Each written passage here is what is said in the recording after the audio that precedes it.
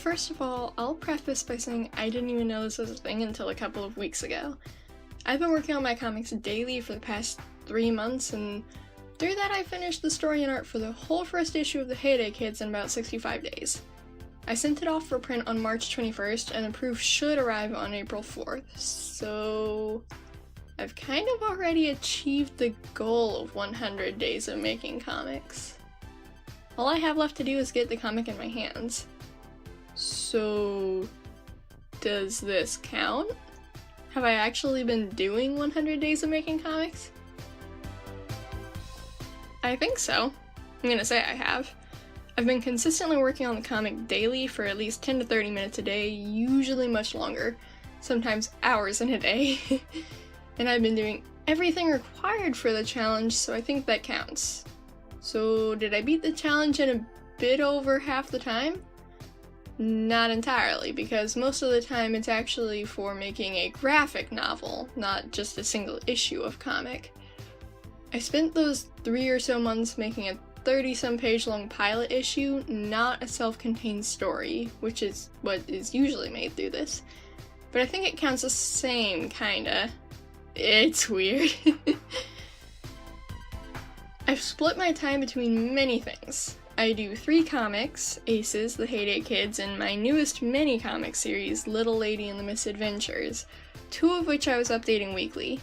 I'm also doing weekly YouTube videos, daily Instagram posts, and I'm working on making sticker designs, and that's just my art stuff. I'm also doing day-to-day things like mundane life stuff, and trying to maintain a presence online and with my in-person people. But I'm trucking along. Occasionally I find a spare moment to read some books or reread a comic, but I haven't had a chance to buy anything new for a while. But that is fine, it's keeping me on task.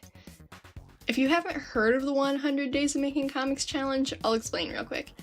It was created by Kevin Cross, who I'm not actually very familiar with, I will note there. You basically aim to make an entire comic in the span of 100 days. I'm pretty new to the concept, and that was a very abridged explanation, but you get the gist. That's what it is. It's a pretty neat idea, I think, and I might try to do it in the future for a few of the graphic novels I have planned. Would you guys be interested in hearing about my future comic projects, by the way? I have a lot of them. I'm working on each of them in time, though. They're getting there.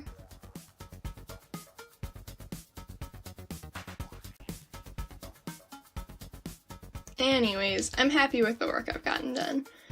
And that I'm actually getting things done now. I had a long phase of just restarting projects because I kept messing up.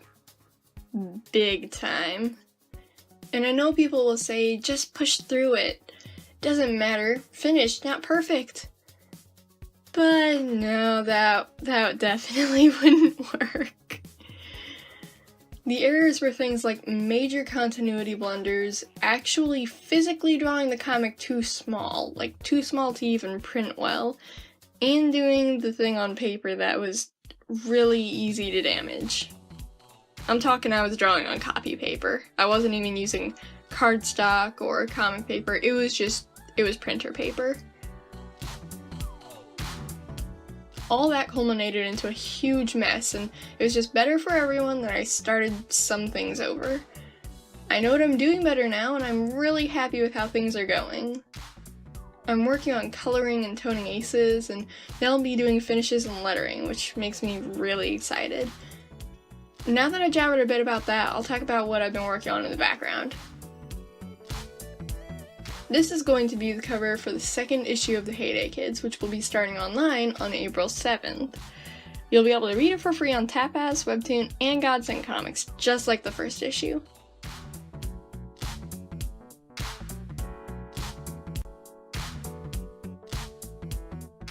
I used a lot of adjustment layers on this cover, which is kinda rough on the program and computer. I use a kind of older laptop with Clip Studio Paint Pro, and Clip Studio is a lighter program than some, but when you get to having like 50 plus layers, it gets laggy and the program can sometimes crash or stop responding. There were a couple times I got really worried it was about to crash and I would lose all my progress, but it all turned out okay and there were no crashes. Thank goodness. As for layer setup, I put the inks on a multiply layer and did the flats under it in normal layers. The shading was done on multiply layers under the inks and above the flats. I filled in the entire area of the characters with a shading color and then erased out where I didn't want the shadows. I blended it a bit and then went on to highlighting and more rendering. I mostly used hard and soft light layers for lighting, but I did use some normal. I added some fancy lighting on add glow and hard light layers above the line art. The background is colored on layers under all the flats using basically the same method as the characters. If you guys have any questions about my process, let me know.